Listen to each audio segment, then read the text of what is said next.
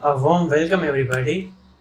We are here to represent our solution on the problem statement given by the Ministry of Ports and Shipping and Waterways. The statement conveys the daily problem of air pollution, which creating the major impact on the ports and shipping industries. They have tried many solutions such as tree plantation, install water sprinkler system over the field, and many more. But the solutions are not much capable up to the mark to reduce the day by day pollution. So, we are here to represent our idea which can help to overcome the problem which our Ministry of Ports are facing. So, let's have a look to the Ministry of Ports. So, the maritime transport is a critical infrastructure for the social and economic development of a country. It influences the pace, structure, and pattern of development. The Ministry of Ports, Shipping and Waterways encompass within its fold ports, shipping and waterways sector, which includes shipping building, ship repair, major ports, national waterways, and inland water transport. Ministry of Ports, Shipping and Waterways has been entrusted with the responsibility to formulate policies and program on this subject and their implementation. A comprehensive policy package is necessary to address the diverse issues facing the maritime transport sector. Now, according to their statement, there are 12 major ports under the administrative control of the ministry.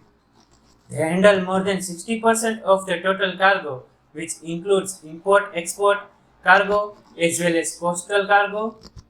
The cargo consists of various categories including coal, iron ore, containers, fertilizers, etc.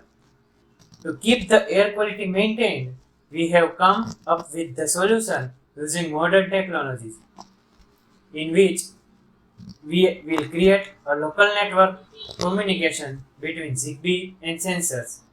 Now Zigbee will collect the output data to the attached sensor and transmit it to the nearby area. Now when the data is transmitted, another Zigbee module will receive the data again and it will transmit the data to the nearby area. But this time the data will be combination of the Zigbee 1 and Zigbee 2. This process will continue to the end and at last they will get gathered and collected by the sync and uploaded to the defined server. So now let's talk about Zigbee. Zigbee is a standard-based wireless technology developed to enable low cost, low power wireless machine to machine and Internet of Things networks. Zigbee defines three different types: coordinator, router and end device. Zigbee networks may only have a single coordinator device. This technology can be operated at 2.4 GHz frequency. The data rate of 250 kbps is best suited for two-way communication between several sensors, nodes and controllers. Zigbee is widely used to control several devices within the range of 10 to 100 meters. So now let's talk about MQ135 sensor, which we are going to use in our project. The MQ135 sensor, gas sensor, can detect gases like ammonia, sulfur, benzene, CO2 and other harmful gases and smoke. Similar to other MQ series gas sensor, this sensor also has a digital and analog output pin. When the level of these gases go beyond a threshold limit in the air and the digital pin goes high, this threshold value can be set by using on-board potentiometer. The analog output pin and analog voltage which can be used to approximate the level of these gases in the atmosphere. The MQ135 air quality sensor module operates at 5 volt and consumes around 150 milliampere. It requires some preheating before it could actually give accurate results.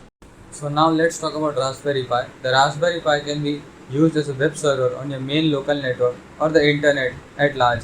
It is great selection in case where you want an internet for the office or a web development server.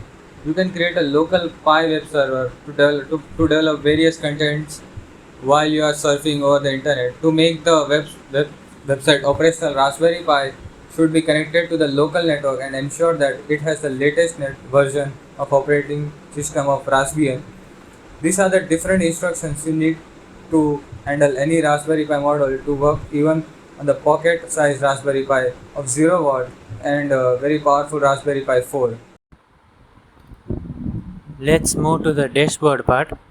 So here you can see we made a dashboard which is used to control the whole system.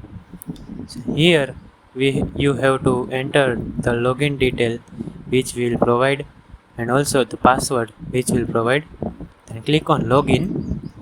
So you will be redirected to the dashboard in which you are able to see the data which you are getting from the sensor from on node 1, node 2, node 3 and node 4. You can also use this switch to turn on and turn off the purifier connected with the following node. This also shows that which purifier is on and which purifier is off. So in this way we are also creating the user controllable dashboard for the whole system.